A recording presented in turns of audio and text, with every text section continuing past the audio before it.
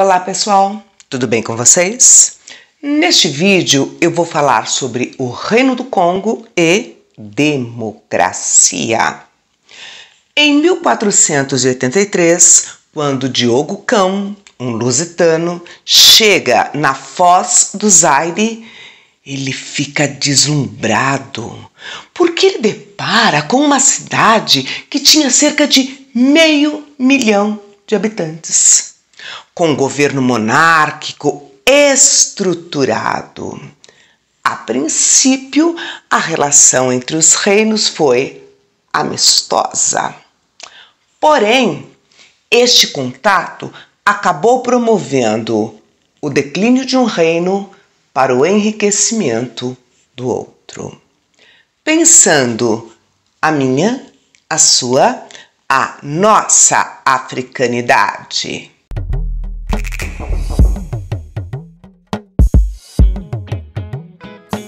Esse reino, ele está situado na região centro-ocidental do continente africano, na costa oeste. Ocupou um território que hoje corresponde ao noroeste da Angola, sudoeste e oeste da República Democrática do Congo e da República do Congo e a região centro-sul do Gabão. Essa região ela era ocupada por um grupo populacional chamado Bantus. Eram diversos povos com características físicas, étnicas, religiosas e culturais diferenciadas.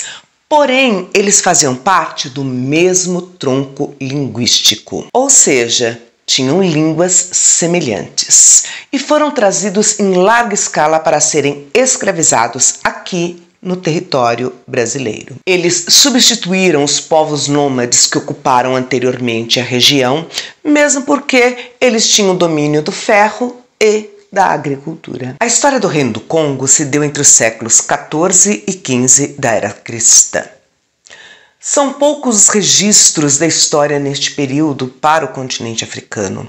Nós temos, acima de tudo, os relatos dos viajantes e a história oral, hoje profundamente consolidada. Em todos esses registros, a fundação deste reino tão importante se deu a partir de Mini Alukene, o herói fundador do Reino do Congo. Uma das versões diz que Mini Alukene rompeu com o pai, que era o principal chefe, afastou-se e conquistou outras regiões. Outra versão diz que um barqueiro insultou a mãe dele, que estava grávida. Ele não teve a menor dúvida. Montou um exército, dominou a região do barqueiro e tornou a sua genitora a rainha-mãe. Mas uma coisa a gente deve perceber: em todas as versões nós temos um herói que unifica a região. Bom, mas o que nós podemos afirmar é que um grupo banto atravessou o rio Zaire e passou a dividir o espaço com os moradores da região. E através de conquistas, alianças e casamentos, eles unificaram a região e fundaram uma cidade que vai se tornar a capital do Reino do Congo. Quando nós falamos na história antiga do Congo, nós não podemos falar de império, porque apesar da amplitude da região, não existia uma característica expansionista. Nós damos a denominação de Reino do Congo, mas a palavra reino, ela tem uma tradição cultural da historiografia europeia e não se aplica de uma forma tão presente nestas regiões do continente africano. Na prática, é um reino sem rei. Mas como é que se dava esta organização política? A região era dividida em grandes famílias, os chamados kandas. Cada kanda tinha um chefe. O chefe do kanda era o chamado Muicis Congo.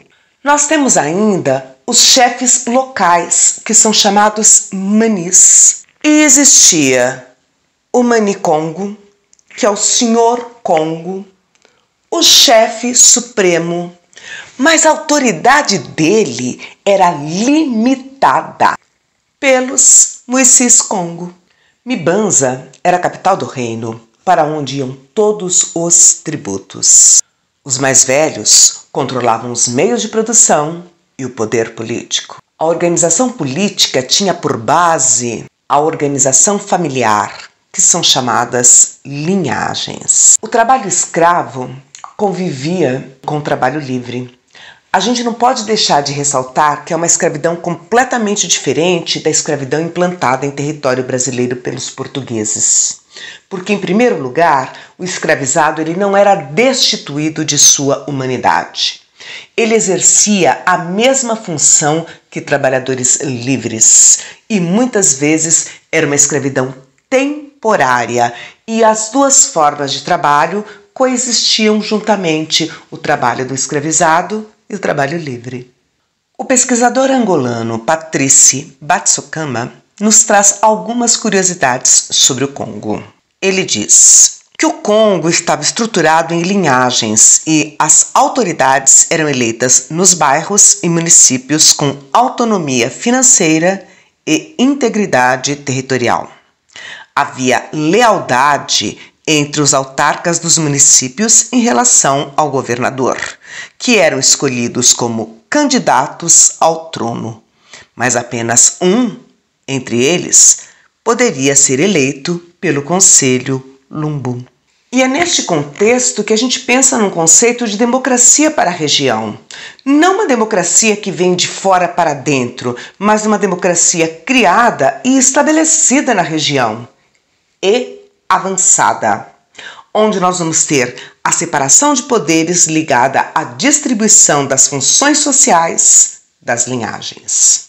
O Manicongo tinha o auxílio de 12 conselheiros, sendo que desses conselheiros, 4 deveriam ser necessariamente mulheres. A organização política se estabelecia através do diálogo. Os impostos eram pagos ao Manicongo, que dividia parte desses impostos aos líderes regionais, garantindo aliança e solidariedade política. Na economia, a agricultura era uma atividade feminina.